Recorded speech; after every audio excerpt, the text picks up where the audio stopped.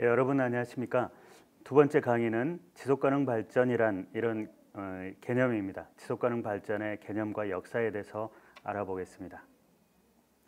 전체적으로 이 순서는 왜 지속가능 발전을 얘기하고 있는지 대안적인 의미로서 지속가능 발전의 개념에 대해서 말씀드리겠습니다. 그리고 지금 지속가능 발전 목표가 UN 차원에서부터 국가 차원 그리고 우리 지방에 이르기까지 지속가능 발전 목표를 어떻게 활용할 건지에 대해서 말씀드리겠습니다. 자, 코로나 시기 아주 어렵게 지나고 계시죠? 자, 코로나를 야기한 박쥐가 밉습니까? 우리가 더 밉습니까? 실제 박쥐가 문제가 아니라 우리가 계속해서 자연을 개발하면서 자연의 서식지를 침범하기 때문에 인간과 더 가까이 된 거죠. 그러니까 자연의 문제가 아니고 또 우리만의 문제가 아니고 이것을 상호작용 속에서 바라봐야 이해할 수 있는 문제일 것입니다. 자, 지역에 에너지 자립마을을 만드는 성대골이라는 마을이 있습니다. 저희 마을에서 에너지 자립마을을 만든다라고 할 때 에너지 부서만, 에너지 단체만 아니면 에너지 문제만 고려하면 될까요? 이 그림에서 보듯이 건물에서부터 시장, 쓰레기 문제, 재생에너지, 도시생활의 여러 기술, 복지 문제에 이르기까지 많은 문제들이 얽혀 있습니다. 이 문제들을 서로 통합적으로 보고 그리고 이와 관련된 여러 주체들이 모였기 때문에 이 시민과 공간을 중심으로 한 성대골 에너지 자립마을이 생겼다고 할 수가 있습니다. 자, 조금 더 들어가 볼까요? 정부에서 뉴딜을 얘기하고 있습니다. 그래서 미국과는 다르니까 그린 뉴딜이라고 하자, 디지털 뉴딜이라고 같이 가자 그렇게 했습니다. 그런데 실제 그린 뉴딜이라고 하는 것도 이게 과거의 녹색 성장, 4대강 사업 이런 것과 뭐가 다른가 이런 비판들이 있기도 했습니다. 자, 그것을 지역으로 보면은 지역 기반의 그린 뉴딜을 생각해 보면 이런 주제들이 있는 거죠. 공공의료시설, 에너지, 건물, 또 자전거 문제, 먹거리 문제, 돌봄 문제, 교육의 문제, 노동과 사회적 경제의 문제. 저희 모든 것이 지역에서 바라보면은 중앙 정부가 늘 하는 큰 사업, 대규모 계획이나 프로젝트 이것과는 다른 느낌이 오는 것이죠. 그러니까 이 통합적인 관점을 갖는다라는 것이 국가 차원의 UN 차원의 이런 것만 보지 말고 우리 생활 차원에서 보면은 그 얘기가 아주 추상적이지는 않는 것입니다. 지역에서 우리 생활 문제와 가까운 문제들을 함께 해결하면서 이 지역 발전을 꾀하자. 이것이 이 지속가능 발전 개념이다라고 생각하시면 되겠습니다. 자, 미국에서는 뉴딜, 그런데 유럽에서는 그린 딜이라고 하고 있습니다. 그러니까 뉴 딜이 아니고 그린 딜, 아예 녹색 사회로 전환하겠다라는 의지를 보여주고 있는 것이죠. 에너지 분야, 산업 분야, 건축 분야, 수송 분야, 농식품 분야, 생물 다양성 분야. 자, 이런 그림을 보니까 조금 더 중앙 차원의 국가 차원의 이 이니셔티브 계획이라는 것도 얼마나 더 우리가 더 세심하게 들여다봐야 될까 이런 점들을 생각해 볼 수 있습니다.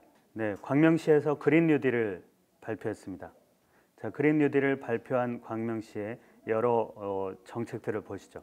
기후 에너지 분야, 에너지과를 만들고 저탄소 방향인데 이것을 도시재생과 개발 사업에 이 관점을 넣겠다. 노후 주택을 리모델링 하겠다. 자, 이 정도면은 우리도 할 수 있겠죠. 도시에서 보면, 지방에서 보면, 지역에서 보면 이 그린 뉴딜이라는 것도 추상적이지 않습니다. 지역에서 통합적으로 우리 생활을 들여다보면 되는 거죠. 화성시에서 그린 뉴딜을 발표했습니다. 시민 펀드, 깨끗한 물 순환 해볼만 하죠. 무상교통 시스템. 자, 지금은 청소년들한테 무상교통 시스템, 그러니까 이 대중교통의 비용을 받지 않겠다라고 선언을 했는데 이것이 성공되면은 성인들에게 받지 않는 그런 교통 시스템을 만든다라고 하면은 차를 몰 사람들이 조금 더 대중교통으로 옮겨올 수도 있을 것입니다. 자, 뭔가 큰 일을 하는 것 같은데 이거 너무 사소한 건데 그린 뉴딜이라고 얘기하는 것 아닐까? 이런 불안이 드시나요? 실제 당진시에서는 이 대규모 산업단지들이 들어와 있는 이 당진시는 화력발전소가 또 생기고 철강 산업들이 계속 들어오고 그러면서 이 농민들이 살고 있는 이 돼지 축사 이 옆에 이 아파트 단지들이 들어와 가지고 농민들과 갈등도 벌이고 그런 상황이 계속 됐었습니다. 자, 시장님이 단식을 해가지고 이 화력발전소 한 기를 문을 닫고 그 대신에 풍력발전, 태양광, 연료전지, 바이오매스 이런 단지를 만들고 있는 거죠. 그러니까 이 생활 단위에서 우리가 생각해 보면 조금 더 이건 경제 문제, 환경 문제, 사회 문제 이렇게 떨어져 있는 게 아니라 우리 생활을 바꾸는 거구나라는 생각을 해볼 수 있죠. 자, 그 바꾸는 작업이 통합적으로 본다는 작업이 아주 어렵지만은 않기도 하고 또 이렇게 뭔가의 전환이 필요한 시기이기도 한 거죠. 전주시에서는 천만 그루 정원 도시라는 이 개념을 가지고 전주 생각해 보면은 많은 나무들이 있을 것 같은데 천만 그루를 심고 있습니다. 자, 이게 뭐가 달라질까? 식목일날 나무를 심으면 안 될까? 이런 생각해 볼 수 있지만 이 우리가 살고 있는 도시 전체를 정원으로 만들겠다. 그러면 그 정원이라는 것이 정원만의 효과가 아니라 미세먼지를 막아주고 또 이 깨끗한 공기를 만들어 줄 거죠. 그러니까 우리가 익숙했던 앞만 보고 달려온 경제만을 생각했던 성장만을 고려했던 그런 이 발걸음을 이제는 다른 발걸음으로 전환해 보겠다.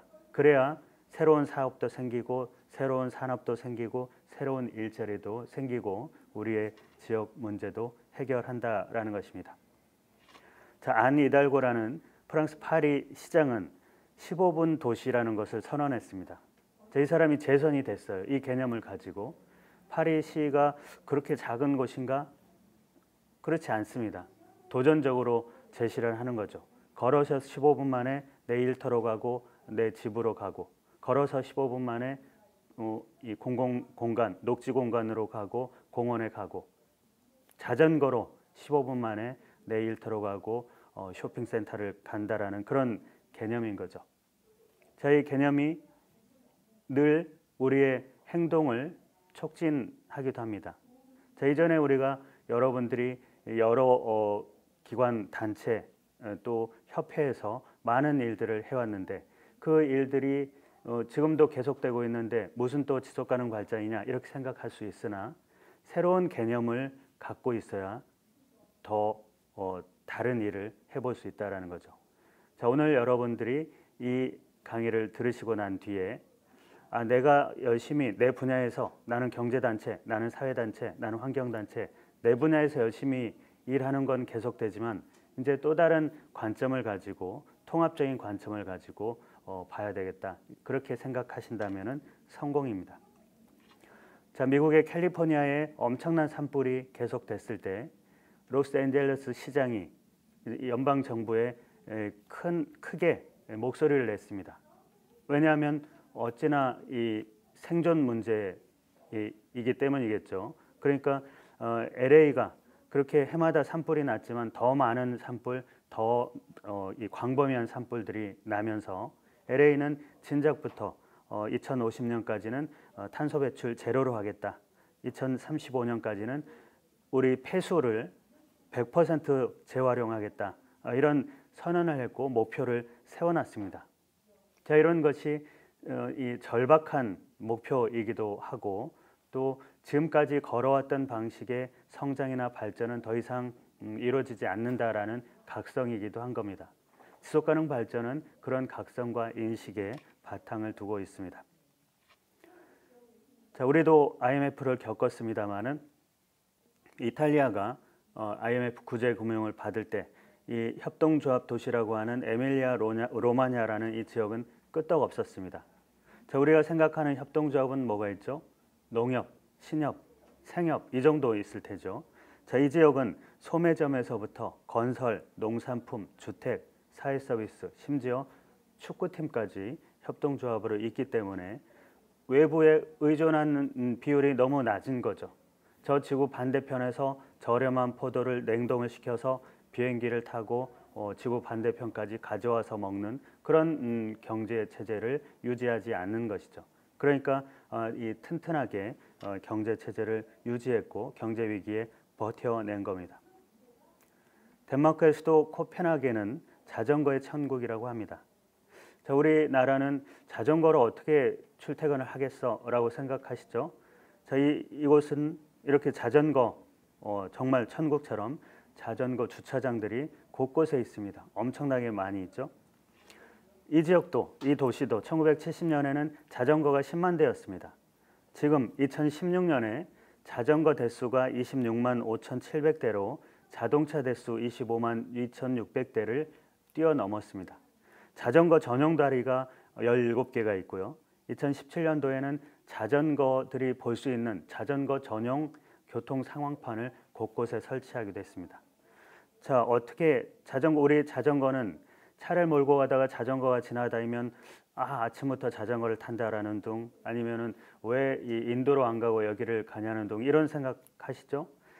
그런 생각에 대해서 우리 파리시처럼 15분 이 도로 그렇게 한다라고 하면 15분 도시, 그러면 주요 도로를 그냥 이 도보로 이동할 수 있는 그런 것들을 더 많이 만들 수도 있지 않을까, 이런 생각도 해보는 거죠. 자, 그렇게 해야 새로운 경제가 생겨나고 새롭게 사회적으로 이웃이 교류할 수 있고 또 환경도 지킬 수 있지 않을까, 이런 고민을 우리가 이제 하나씩 해보는 겁니다. 도시가 중요하고 지역이 중요한 것은 국가나 중앙정부는 늘 책상머리인 거죠. 펜대를 굴리는 겁니다. 또 외국에 대해서 주권을 얘기하는 거죠. 그러나 우리의 이 구체적인 장소, 도시와 지역은 일상적인 문제를 논의하게 되어 있습니다. 우리 생활 세계의 문제를 논의하게 되어 있는 거죠. 그렇게 되면은 그 문제를 함께 얘기하려고 보면 우리 모두가 문제 해결의 주체가 되는 거죠. 그러니까 우리 지역에, 우리 아파트에, 우리 도로에, 우리 동네에 문제를 해결하려고 하면 이거는 경제 문제니까 저 경비 아저씨께 얘기하고, 이거는 사회 문제니까 저 아파트 협의체에 얘기하고, 그렇게 생각하지 않는 거죠. 자, 우리 생활 문제는 다 연결이 되어 있는 겁니다. 자, 이런 것도 생각해 보시죠. 한국의 재생에너지 비중이 OECD의 최하위 수준이라고 하는 겁니다. 그래서 전기요금이 인상돼야 된다, 그렇게 얘기하고 있죠. 자, 그런데 같은 신문에서 다른 면에서는 이렇게 얘기하고 있습니다. 미국이 원전 건설로 선회하고 있는데 한국은 탈원전으로 역행하고 있다. 자, 어떤 얘기가 맞습니까? 둘 다 맞기도 하고 둘 다 틀리기도 한데 왜 같은 신문에서 이렇게 다른 내용을 했을까요? 자, 이렇게 생각해 보시면 되겠죠. 얼마 전에도 발표가 됐습니다. 자, 앞으로 이 선진국이 볼 때 저렴한 에너지로 만든 상품에 대해서는 관세를 엄청나게 매겨야 된다, 그렇게 얘기할 수도 있는 겁니다. 신재생 에너지의 비용이, 신재생 에너지를 만드는 비용이 훨씬 떨어지면, 그러니까 신재생 에너지 기술이 훨씬 발전되면은 우리처럼 저렴한 에너지로 만든 상품에 대해서 WTO가, 세계무역기구가 관세를 부여할 수도 있는 거죠. 그러니까 우리도 역시 이 신재생 에너지에 대한 투자도 하고 기술도 개발하면서 현재 있는 원전을 활용하면 되겠죠. 그렇게 실용적으로 접근하는 것이 필요할 것 같습니다. 자, 미국의 월드워치 연구소라는 데에서는 벌써 한 10여 년 전부터 풍력 산업을 일으키면 30만 명이, 태양열 산업을 일으키면 60만 명이, 태양광 산업에는 630만 명이 일자리를 얻을 거다, 그렇게 얘기를 한 바가 있습니다. 독일에서, 미국에서, 일본에서, 유럽에서 이미 새로 생겨난 일자리들은 주로 이런 분야와 관련이 있다라는 통계도 있는 것입니다. 정말 그렇게 될까? 해봐야죠. 기존의 산업으로는 일자리가 이제 더 이상 나오지 않고 AI에게 다 뺏기고 있는 상황에서 따뜻한 일자리를 만들고 또 새로운 분야의 일자리를 생각해 보는 겁니다. 자, 지속가능 발전이라는 이 개념은 이렇게 우리 생활 단위로 조금 더 내려오자. 그러면은 통합적으로 보일 거다. 칸막이로 일하고 있는 정부 이와 달리 우리는 이 지역은 또 도시 정부는 지방 정부는 훨씬 통합적으로 볼 수 있는 가능성이 있다라는 것을 얘기하고 있습니다. 이 도넛을 하나 보시죠. 이 도넛 다이어그램이라고 해서 도넛을 그려놨는데요. 케이트 레이워스라는 분이 저 영국의 이 옥스퍼드 대학을 다니다가 경제학과를 다녔습니다.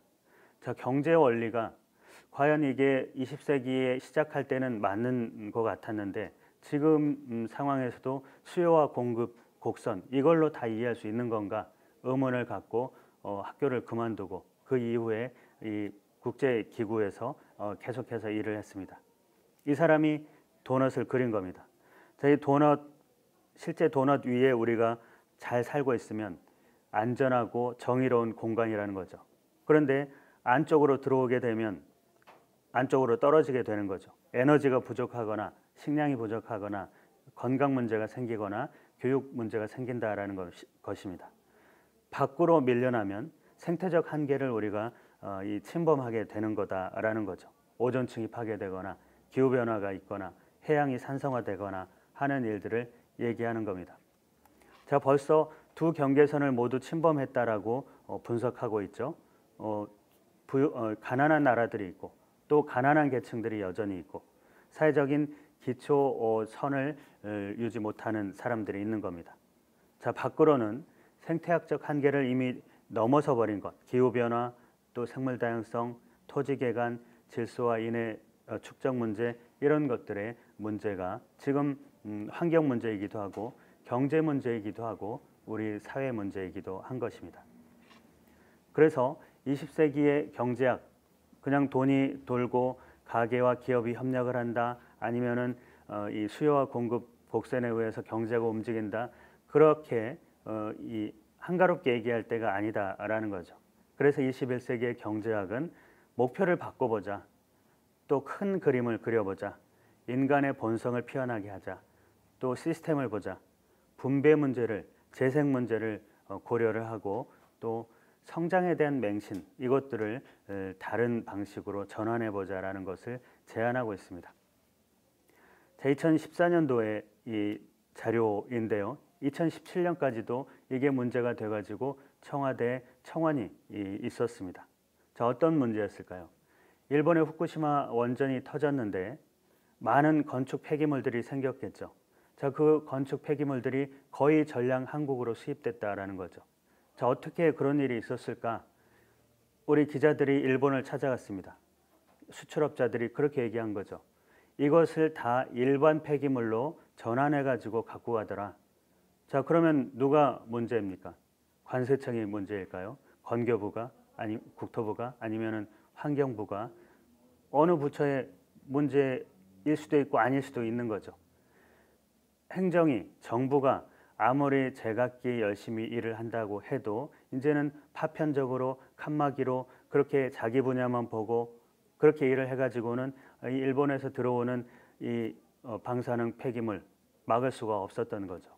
자, 우리 나라 곳곳에 어떤 아파트나 어떤 건물이나 어떤 교각에 기초공사를 하는데 쓰였을지 파악도 못하고 있는 상황일 겁니다. 자, 이건 어떨까요? 플라스틱 쓰레기인데요. 자, 불과 한 10년 전만 해도 우리나라가 유럽에 여행을 가면 분리수거를 잘하는 이 쓰레기통들을 보고 사진을 찍어왔던 그런 경험이 있습니다. 더 이상은 그럴 필요가 없습니다. 유럽 사람들이 한국의 분리수거 체계를 찍어가기 때문인 거죠. 자, 우리가 분리수거를 잘하면 플라스틱을 잘 버리면 그러면은 잘 될 줄 알았는데 그 플라스틱이 저 고래 뱃속에서 나오고 거북이의 뱃속에서 나오고 태평양에 쓰레기 섬이 이루어지고 그리고 필리핀에서 더 이상 플라스틱 쓰레기 안 받겠다 돌려보내는 일까지 있었죠. 자, 2015년 기준으로 1인당 플라스틱 사용량이 미국이 93kg일 때 한국은 132kg였습니다. 한국이 1위인데 2위하고도 큰 격차를 보이고 있는 거죠. 자, 우리가 분리수거만 잘하면 될 줄 알았지만 그 순환 구조에 대해서 우리가 인식을 하지 못한 거죠. 그것이 고래나 거북이를 죽이는 것뿐만이 아니고 우리 몸에 들어와서 내분비 장애나 생식 기능의 저하나 발암 효과를 내고 있습니다. 자, 이건 어떨까요? 기후 변화가 빙하를 녹이고 있습니다. 이렇게 얘기를 했더니 그런 거짓말 마. 수백 년 동안 반복해서 있던 일이야. 이렇게 답변을 하다가 기후 변화가 인도의 경제를 위축시키고 있습니다라고 얘기하니까 잠깐 이렇게 또 귀를 기울이죠. 그러니까 이 문제는 자연의 문제인 것 같지만 결국 경제의 문제인 거죠. 경제의 문제인 것 같지만 환경의 문제이기도 한 겁니다. 자, 이 그림은 어떨까요? 작년에 미세먼지가 그리울 정도죠. 작년에 미세먼지가 한국을 덮었을 때 그때 부유층은 남태평양으로 휴가를 떠날 수 있었습니다. 서울에 빈곤층이 더 남아서 더 많은 미세먼지를 마셔야 됐죠. 그러니까 이 환경 문제는 결국에는 사회 문제이기도 하다라는 점을 얘기해주고 있습니다. 자, 이게 영국의 런던의 스모그 사진입니다. 자, 런던은 산업혁명을 18세기, 19세기에 일으켰기 때문에 그때부터 이런 스모그가 런던 상공을 뒤덮었습니다. 그런데 왜 1952년을 런던 스모그라고 기록을 할까요? 그때부터 그 시점에서부터 사망자 수가 엄청나게 늘었기 때문이죠. 자, 우리가 사스, 메르스 이런 거를 겪고 준비를 했기 때문에 질병관리본부가 잘 돌아갔고 질병관리청이 생겨날 수 있었습니다. 미국의 트럼프 대통령이 왜 1만 명씩 죽어갈 때까지 끄떡하지 않았을까를 생각해 보시면 바로 이런 것과 똑같은 겁니다. 미국은 8천만 명, 그러니까 인구의 3분의 1은 아무도 의료보험을 챙겨주지 않기 때문에 8천만 명이 병원을 못 가서 감기로 해마다 10,000명씩 죽는 거죠. 그러니까 다 감기로 죽는 거지 이거 이 보건 문제가 아니야. 그렇게 얘기를 했던 거죠. 자, 이건 어떨까요? 소독차를 쫓아다녔던 기억이 나시죠? 저희 레이첼 카슨이라는 여성 이 화학자가 1962년에 침묵의 봄이라는 책을 냈습니다. 새가 죽어 있지 않습니까? 이분이 봄에 산책을 나가면 꽃이 피고 새가 날고 새가 울고 이렇게 해야 되는데 새가 없고 또 꽃이 피지 않는 거죠. 나비가 날지 않습니다. 왜 그럴까를 들여다보니 DDT였던 거죠. 당시에 이 DDT는 인류 역사상 가장 위대한 화학약품이라는 그런 칭호를 받았었는데요. 자, 그 DDT가 벌레만 죽인 게 아니고 벌레를 잡아먹은 새를 죽이고 땅을 죽이고 꽃을 죽이고 그렇게 됐던 거죠. 자, 그래서 이 레이첼 카스는 계속 여기에 대해서 문제 제기를 했고 DDT를 만드는 그 화학약품 공장은 이분한테 계속 테러를 가하기도 했습니다. 자, 끝내 살아남아서 미국의 대통령위원회가 만들어지고 그리고는 환경법이 생겼습니다. 미국이 선진국이 돼가지고 갑자기 환경법을 만든 게 아닌 거죠. 자, 그런 이 모든 것이 연결되어 있다라는 그런 함의를 줬습니다. 그래서 레이첼 카스는 자연에서는 그 어느 것도 혼자 존재하지 않는다 이런 얘기를 했고요. 자, 자연만이 그렇겠습니까? 사회도 그렇습니다. 사회만이 그렇겠습니까? 경제도 그렇습니다. 모든 것이 연결되어 있는 거죠. 자, 또 어떻게 연결되어 있는지를 한번 생각해 볼까요? 1972년에 인류 역사상 처음으로 UN 차원의 환경회의가 열렸습니다. 스톡홀름에서 열렸던 당시의 포스터인데요. 자, 전 세계 103개국의 지구 정상들이 모였습니다. 당시에 인디라 간디 인도 수상이 가난이 최악의 오염이다. 그렇게 얘기를 한 겁니다. 환경 문제를 해결하자고 전 세계 정상들이 모였는데 거기에서 이 인도 수상이 이렇게 얘기한 거죠. 선진국들이 더 많은 오염을 시키고 경제가 발전됐을 텐데 우리가 경제 발전하려고 하니까 못하게 하는 거냐라는 얘기였습니다. 지금도 우리가 동감할 수 있는 얘기였겠죠. 자, 그래서 유엔이 정말 환경과 경제의 문제가 양립할 수 있을 것인가 여기에 대해서 고민을 하게 된 거죠. 1983년도에 당시 노르웨이 수상이었던 그로 할렘 브룬트란트라는 분에게 세계 환경개발위원회 위원장을 맡깁니다. 그리고 이분이 4년 동안 이 연구해서 87년도에 우리 공동의 미래라는 이 책이 나온 거죠. 여기에 지속가능 발전이라는 개념이 들어와 있습니다. 자, 미래 세대의 필요를 충족시키기 위한 너무 어렵죠? 어려울 뿐더러 당시에 우리나라에서는 이 문구를 보고 후손들에게 자원을 많이 남겨주자는 거구나 이런 식으로 생각을 했습니다. 그런데 실제 이 보고서에는 환경 얘기는 3분의 1밖에 없는 거예요. 어떤 얘기가 있었을까? 이분이 아프리카, 아시아를 직접 다녔는데 아프리카에서 보니까 여성들이 애들을 데리고 맨발로 10km씩 걸어서 물을 길어오는 거예요. 그러면 하루가 지납니다. 남성들은 다 어디 갔을까요? 다이아몬드 전쟁.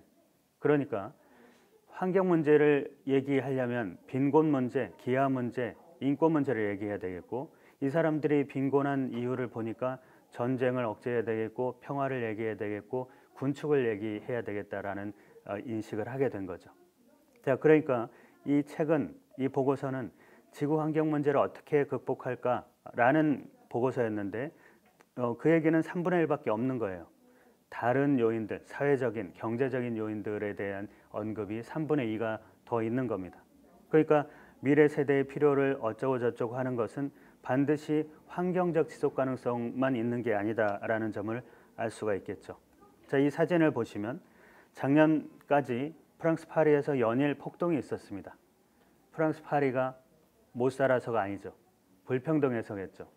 자, 이 사진을 보면서 우리 후손들에게 지금 포용적인 사회 이걸 만들어 놓지 않으면 우리 후손들에게도 폭동 사회를 넘겨주는 거다 이런 생각을 해볼 수 있습니다. 그것이 사회적 지속 가능성인 거죠. 일자리 문제 아까 말씀드렸지만 역시 마찬가지죠. 미래 세대에는 AI가 우리 일자리를 다 뺏어간다라고 하는데 AI가 뺏어가지 못할 따뜻한 일자리, 돌봄 일자리, 배려 일자리, 창의적인 일자리 이런 것들을 만들어야 그래야 이 미래 세대에게 경제적 지속 가능성을 물려줄 수 있는 것이죠. 자, 그래서 틱 나탄이라는 이 스님이 종이를 볼 때는 나무를 볼 때는 흙을 볼 때는 비를 생각해야 된다라고 얘기한 이유인 것입니다. 자, 이제 지속 가능 발전이라는 이 개념이 통합적으로 본다라는 게 어떤 것일까? 이제 감이 오시죠? 경제 발전, 환경 보전, 사회 통합 이것을 따로따로 봐가지고는 절대 해결하지 못한다라는 거죠. 경제만 봐서는 경제 문제를, 환경만 봐서는 환경을 지키지 못한다라는 그런 함의를 주고 있는 것입니다. 자, 87년에 이 보고서를 바탕으로 해가지고요. 1992년에 브라질 리우데자네이루에 전 세계 정상들이 또 모였습니다. 20년 만에 모였죠. 72년 기준으로 해서 지구 정상회담이라고 리우 지구 정상회담이라고 그렇게 표현을 하는데요. 그때는 그 회담장 바깥쪽에 전 세계에서 수천 명의 시민들이 모였습니다. 자, 그래서 회담장에 있는 사람들은 정부 대표, 영어로 Government Organization 해서 GO라고 하고요. 이 시민들은 넌자를 붙인 겁니다. NGO. 그러니까 비정부 조직인 거죠. NGO라는 말을 우리가 지금 많이 쓰는데 NGO라는 개념이 이때 확립된 거죠. 자, 이 NGO들이 그러니까 정부 대표들이 늘 지구 문제를 해결을 못하니까 NGO들이 모여서 이번만큼은 사진 찍고 가지 말고 약속을 해라 이런 얘기를 해준 거죠. 그런 압력이 돼서 그때 기후변화 협약도 92년에 만들어졌고요. 생물다양성 협약도 이때 만들어진 겁니다. 그래서 국가 단위에서는 국가의 경제, 사회, 환경의 문제를 종합적으로 보기 위한 계획을 만들어라 라는 것이 아젠다 21, 의제 21이라는 거였죠. 자, 지방 단위에서는 로컬 아젠다 21, 지방 의제 21이라는 것을 만들어라 라는 것이었습니다. 우리 서구에서도 여기에 이 근거를 두고 90년대 후반부터 준비해서 2000년대 들어와서 서구 의제 21 이런 식으로 시작을 했죠. 자, 나중에 설명드릴 지속가능 발전 목표라는 이 개념을 가지고 전국의 이 지방의제 21 추진 조직들이 지속가능 발전 협의회라는 명칭을 통일했습니다. 자, 이때 지방에서 여성, 아동, 청소년, 원주민, NGO, 또 지방정부, 농민까지 9개 주요 그룹이 모이면은 지방의 여러 문제를 같이 분석하고 실천할 수 있는 틀을 만들 수 있지 않겠습니까? 그게 이 지방의제 21의 취지였던 것이죠. 자, 그리고는 20년이 또 흘렀습니다. 2012년에 리우 플러스 20회의라고 해서 리우 회의의 20주년 회의를 한다라고 한 거죠. 자, 이때 많은 사람들이 야, 낭비하지 말자. 이 지구 정상회담 해보면 뭐하냐. 정상들은 실천하지 않는데 라고 해서 많은 회의가 있었으나 이 지방의제 21의 9개 주요 그룹이 전 세계에서 다시 모여야지 무슨 소리냐. 새로운 틀을 만들어 보자. 그래도 모여야지. 그렇게 해서 리우 플러스 20회의가 생겨난 겁니다. 자, 이때까지는 지방의제 21을 중심으로 해서 지방의제 21은 도시나 지방에서 조용히 움직이는 행동이기 때문에 중앙정부가 모르는 경우도 있고 많은 사람들이 잘 모르는 경향이 있었습니다. 리우 플러스 20회의를 왔는데 노인 그룹이, 지역 공동체 그룹이, 이주민 그룹이 왜 그동안 우리는 껴주지 않았느냐라고 한 거죠. 2013년 유엔 총회에서는 자선단체 그룹이, 재단 그룹이, 학술단체가, 장애인 그룹이 우리는 왜 그동안 껴주지 않았느냐라고 한 겁니다. 자, 그래서 유엔에서 2012년에 이 세 그룹, 13년에 4개 그룹을 유엔의 공식 이해 당사자 그룹의 파트너로 인정을 한 거죠. 그래서 앞서서 9개 주요 그룹이 있었죠. 더하기 7개 추가적인 이해 당사자 그룹들을 묶어서 MGOS라고 합니다. 그러니까 우리 이 국가 지속가능 발전 목표를 만들었던 2018년도에도 이런 MGOS들이 모이는 그런 과정을 거쳤고요. 유엔에서도 마찬가지입니다. 자, 우리 서구에서도 이렇게 다양한 16개 그룹, 이 16개 그룹이 모이면 어떻게 될까요? 시끄러워질까요? 우리가 하나의 그룹들이 행정이 해결하지 못하는 많은 문제들에 대해서 다양한 아이디어들이 나올 겁니다. 그걸 얘기하는 거죠. 하나의 그룹이, 하나의 주체가 문제를 해결할 수 있는 시대가 지났다라는 거죠. 좀 더 다양한 목소리, 좀 더 다양한 아이디어들이 있어야 우리의 문제를 해결할 수 있다라는 겁니다. 그래서 우리 서구는 약한 지속 가능성 정도에 있을까요? 조금 더 많은 사람들이 더 머리를 맞대고 고민하면은 이상적인 모형, 더 강한 지속 가능한 발전, 지속 가능한 서구로 달라지겠죠. 자, 그리고는 2015년에 새로운 지속 가능 발전의 틀로 유엔 지속 가능 발전 목표가 발표가 됐습니다. 자, 유엔 회원국은 193개국입니다. 이 193개국이 만장일치로 이 17개의 목표를 유엔 지속 가능 발전 목표로 채택을 한 거죠. 인류 역사상 가장 위대한 결정입니다. 유엔 회원국 전체가 만장일치로 결의한 것은 유일하게 이거죠. 당시에 유엔 사무총장이 반기문 사무총장이었기 때문에 지금 국가기후환경회의를 맡아서 정부에게, 청와대에게, 대통령에게 기후 악당 소리 그만 듣자 이렇게 얘기를 하는 거죠. 자, 17개의 목표 분야에 선진국, 후진국이 다 들어와 있으니까 어떤 목표는 선진국형, 어떤 거는 후진국형이 있겠죠. 169개의 세분 목표가 있습니다. 그리고 2030년까지 매년 7월이면 유엔 총회에 환경부 장관들이 모여서 지난 1년간 우리는 어떻게 실천했다라는 것을 보고해야 됩니다. 그래서 240여 개의 평가 지표가 있는 겁니다. 자, 이 17개의 목표가 있다라는 것이 어떤 의미일까? 어떤 의미일까요? 17개 목표를 17개 부서가, 우리 인천 서구의 17개 부서가 이 17개 목표를 각자가 실천하고 있는 것이 아닌가, 그렇게 생각할 수 있을까요? 그게 아니고 이걸 어떻게 활용할까, 이게 더 중요하다라는 것입니다. 17개의 목표를 17개의 재료라고 생각해 보시죠. 17개의 부서라고 생각하지 마시고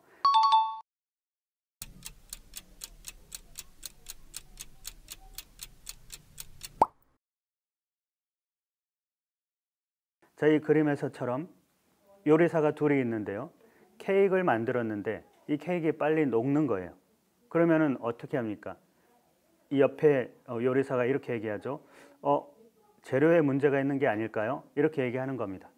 17개의 목표가 있고 17개의 부서가 열심히 일을 하고 있다. 이게 중요한 게 아니고, 이 케이크가 빨리 녹는다라고 하면 17개의 재료를 뜯어봐야겠죠. 어떤 재료를 먼저 넣어야 되는데 나중에 넣었을까? 어떤 재료를 더 많이 넣어야 되는데 조금 넣었을까?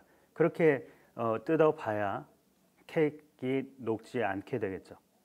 자, 그러면은 17개의 재료를 다시 케이크를 만들 때는 가장 1단에는 환경 목표들, 그걸로 1단을 만들어 놓고, 환경이 지탱하는 선에서 2단에는 사회 목표, 사회가 포용적인 사회가 되는 선에서 3단의 경제 목표를 올리는 거죠. 그래야 케이크가 튼튼하다라는 겁니다. 더 맛있고. 자, 17개의 목표들이 환경 목표, 경제 목표, 사회 목표가 있는데, 우리를 지탱할 환경을 잘 지키는 목표가 어떤 게 우선순위가 있을까? 사회 목표가 어떤 게 우선순위가 있을까? 또 지역 발전에 대한 어떤 것들이 진짜 대안이 될 수 있을까? 이런 것들을 고민해 보는 겁니다. 자, 여러분들 마을 계획을 할 때, 주민자치위원회에서 무슨 계획을 할 때, 또 여러분 가정에서도 17개를 놓고 우리 집은 건강한 먹거리를 먹고 있는지, 3번 목표에 진짜 우리 가족은 건강한지, 또 어떤 교회에서, 어떤 학교에서 우리 학교의 SDG, 우리 학교의 지속가능 발전 목표, 그러면은 저 12번 목표에 이 전기를 아껴 쓰자라든지 이런 것들을 해볼 수 있는 거죠. 서구에서도 서구 지속가능 발전 목표를 우리 시민과 공무원이 함께 만든다라고 하면 이 17개 목표 중에 어떤 목표에 더 집중하고 우선순위를 둘까?